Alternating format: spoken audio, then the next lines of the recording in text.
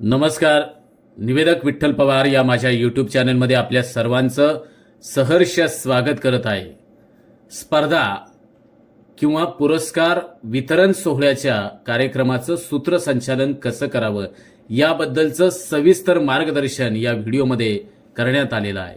निवेदक विठ्ठल पवार या यूट्यूब चॅनलवर जर तुम्ही नवीन असाल तर प्रथमतः माझ्या यूट्यूब चॅनलला सबस्क्राईब करा आणि सर्व अपडेट्स तुम्हाला लेटेस्ट मिळण्यासाठी बेल आयकॉनला प्रेस करा. आणि आपल्या सर्वांना या निमित्ताने मी सांगेल, तुम्हाला सूत्रसंचालन शिकायचंय तर कोणताही क्लास लाखो रुपये हजार रुपये भरण्याची गरज नाही.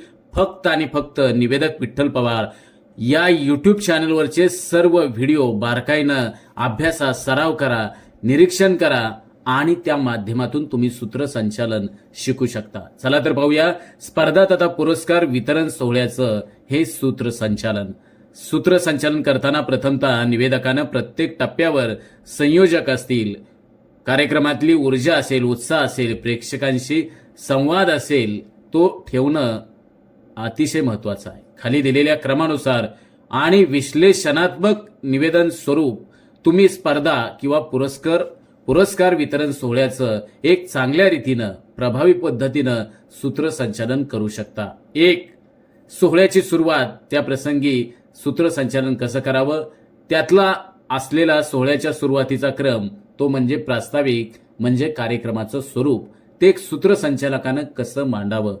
तर पहा, सज्जनांचा सत्कार, दुर्जनांचा धिक्कार हा विचारसूत्र मांडणारा समाज काळाच्या ओघात विनाशाच्या गर्तेत जातो. हा जगाचा इतिहास नव्यानं जोमानं सांगण्याची वेळ आज आलेली आहे.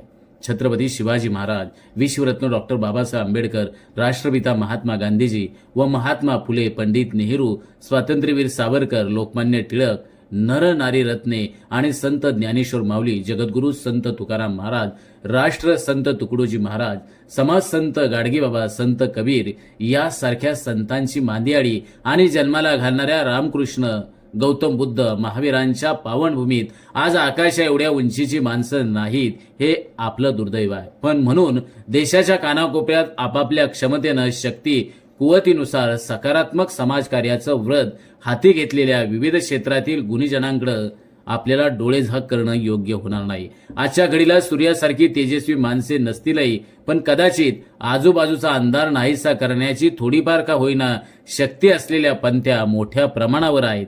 आणि या पंथ्यांना वादळ वाऱ्यापासून जपणं, त्यांच्या वातीवरती लक्ष ठेवणं व असंख्य पंथ या मिनमिनत्या अर्थात दिव्य प्रकाशात संपूर्ण समाजाने या विकासाकडे वाटचाल करणं, हेच आजच्या घडीला आपल्या सर्वांचं राष्ट्रीय कर्तव्य आहे. मंडळी, सूर्य अस्ताला गेला तरी चालेल, पण या असंख्य मिनमिनत्या पंथ्या मात्र जपल्या पाहिजेत. कारण त्यांना प्रेरणा, प्रोत्साहन आणि त्यांच्या पाठीवरती शाबासकीची थाप दिलीच पाहिजे. कारण पुरस्कार प्रेरणा देतात आणि प्रेरणेनं राष्ट्र मोठं होतं. अशा स्पर्धा आणि या स्पर्धेच्या तथा विविध क्षेत्रातल्या गुणीजनांचा पुरस्कार सन्मान सोहळा टिंबटिंब यांच्या वतीनं या ठिकाणी होतोय. प्रथमतः उपस्थित सर्व मंचावरील मान्यवर आणि उपस्थितांचं टिंबटिंब यांच्या वतीनं आदरपूर्वक स्वागत करण्यात येत आहे. मंचावरील पाहुण्यांचं आगमन आणि प्रेक्षकांना अभिवादन सूत्रसंचालकानं कसं करावं तर त्याबद्दलचं निवेदन या ठिकाणी या कार्यक्रमाप्रसंगी उपस्थित असलेल्या मान्यवरांना मी विनंती करतो की त्यांनी मंचावरती विराजमान व्हावं. तसेच उपस्थित सर्व प्रेक्षकांचं तथा उपस्थितांचं मी मनपूर्वक स्वागत करत आहे. 2, सोहळ्याचा उद्देश आणि सूत्रसंचालकाने पार्श्वभूमी सांगावी. ती कशी सांगावी? मी सुरुवातीला जे प्रास्ताविक, जे स्वरूप, कार्यक्रमाची सुरुवात ज्या शब्दांनी मी केलेली आहे, ते शब्द या ठिकाणी तुम्ही या सोहळ्याच्या उद्देश आणि पार्श्वभूमीच्या या ठिकाणी तुम्ही सादर करू शकता. तर प्रमुख पाहुणे, आयोजक आणि सहभागीचे स्वागत भारदस्त शब्दात करा. तर याचं विश्लेषण अर्थात हे निवेदन सूत्रसंचालकानं कसं करावं, या सोहळ्याची सुरुवात प्रभावीपणे करणे गरजेचं आहे. जर सकाळचा कार्यक्रम असेल तर सुप्रभात, संध्याकाळचा कार्यक्रम असेल तर शुभ संध्या, अशा जोशपूर्ण शब्दांनी आणि प्रेक्षकांशी डोळस संपर्क साधत सूत्रसंचालकानं त्यांना अभिवादन करावं. यानंतर कार्यक्रमाचं नाव आणि कार्यक्रमाचा उद्देश सूत्रसंचालकाने कमीत कमी शब्दात, कमीत कमी वेळेमध्ये स्पष्ट करावा. आपल्या मेहनतीचा गौरव करणाऱ्या या सोहळ्यात आपलं मनपूर्वक स्वागत करत आहे असं म्हणत सकारात्मक वातावरण सूत्रसंचालकानं या पुरस्कार कार्यक्रमाच्या प्रसंगी अशा शब्दांच्या माध्यमातून तयार करावं. पाहुण्यांचा परिचय व स्वागत हे कार्यक्रमामधला असणारा महत्वाचा घटक. तर पाहुण्यांची ओळख सूत्रसंचालकांनी कशी करून द्यावी, त्यांचे स्वागत करत असताना त्यांचं कर्तृत्व सूत्रसंचालकानं अधोरेखित कसं करावं, पुष्पगुच्छ, सन्मानचिन्ह किंवा शाल श्रीफळ देणे, तर हा जो असलेला क्रम आहे त्याचं सूत्रसंचालकाने निवेदन कसं करावं ते पहा. भारत देशाची संस्कृती साऱ्या जगालाच पाठ आहे. भारत देशाची संस्कृती साऱ्या जगालाच पाठ आहे. कार्यक्रमात आलेल्या पाहुण्यांचं स्वागत करणं तर इथला परिपाठच अर्थात संस्कृतीचा रीतिरिवाज आहे. प्रमुख पाहुण्यांचा परिचय संक्षिप्त आणि प्रेरणादायी असावा. आजच्या कार्यक्रमाला उपस्थित असलेले प्रमुख पाहुणे, त्यांचं नाव आणि त्यांचं पद आणि त्यांची कामगिरी अत्यंत थोडक्यात सांगून त्यांचा आदर्श आपल्याला घालून दिला आहे असं म्हणत त्यांचं स्वागत टिंबटिंब यांच्या हस्ते त्यांचा सत्कार, त्यांचं स्वागत होत आहे. यामुळे प्रेक्षकांमध्ये देखील त्यांच्या व्यक्तिमत्वाबद्दल आदर निर्माण होतो. हे सूत्रसंचालकानं या निवेदनामध्ये लक्षात घ्यावं. 3. स्पर्धेचा आढावा. त्याचा क्रम असा असतो. स्पर्धेचं स्वरूप, उद्दिष्ट सूत्रसंचालकांनी सांगावं. 2. स्पर्धेतील सहभागींनी केलेल्या मेहनतीचा उल्लेख करावा. 3. परीक्षक मंडळाचा आभार मानावेत. मग याबद्दलचं सूत्रसंचालन असं करावं. चालण्यासाठी वाट असते, वाटेसाठी चालणं नसतं. उंच भरारी मारणाऱ्याला आभाळाचं भान नसतं. स्पर्धेचा आढावा घेताना सहभागींच्या मेहनतीचं कौतुक करणं या ठिकाणी आवश्यक आहे.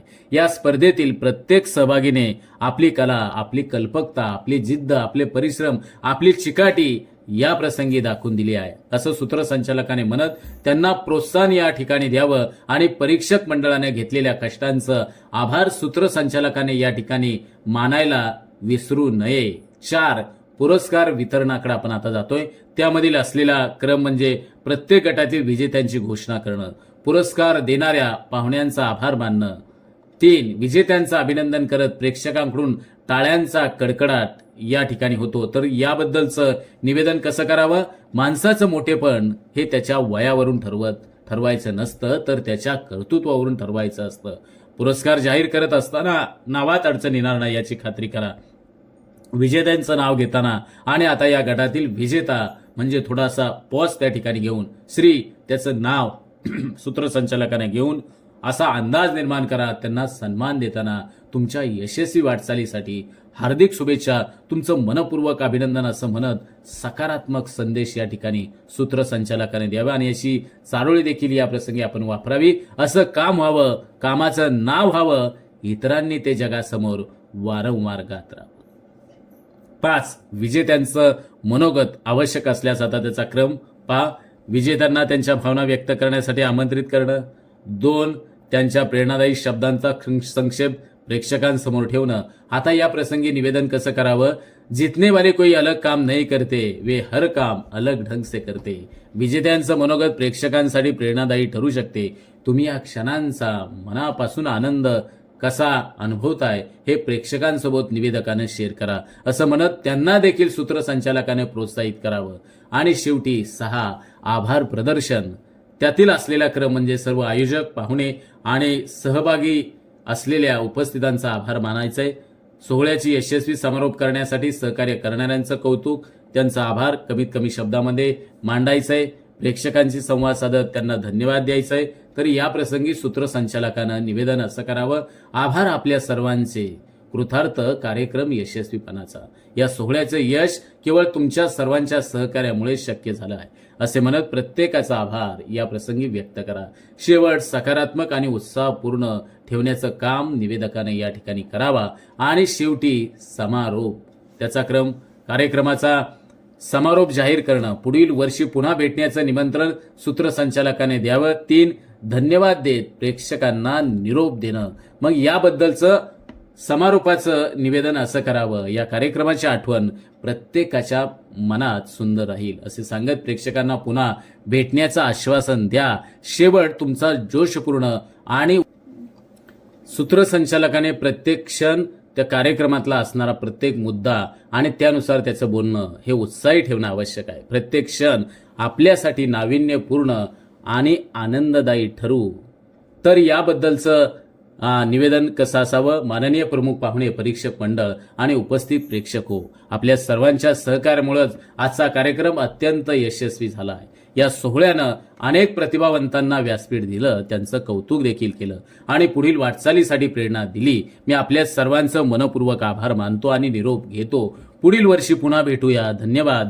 स्वराज्य हा माझा जन्मसिद्ध अधिकार आहे हे म्हणणारे लोकमान्य टिळक आणि ते आता स्वराज्याचं सुराज्यात रूपांतर करण्याचं काम खरं तर आपल्या सर्वांना या ठिकाणी करायचं आहे. मेरा भारत महानच्या गजरात कधी लेखणी, कधी खराटा, कधी मदतीचा हात देऊन प्रत्येक भारतीय जेव्हा अशा विविध उपक्रमांच्या माध्यमातून स्वतःची महत्वाची भूमिका बजावतील तेव्हा खरं तर साने गुरुजींचं ते स्वप्न बांधवांनो पूर्ण होईल. ते म्हणजे बलसागर भारत हो, विश्वात शोभून राहो.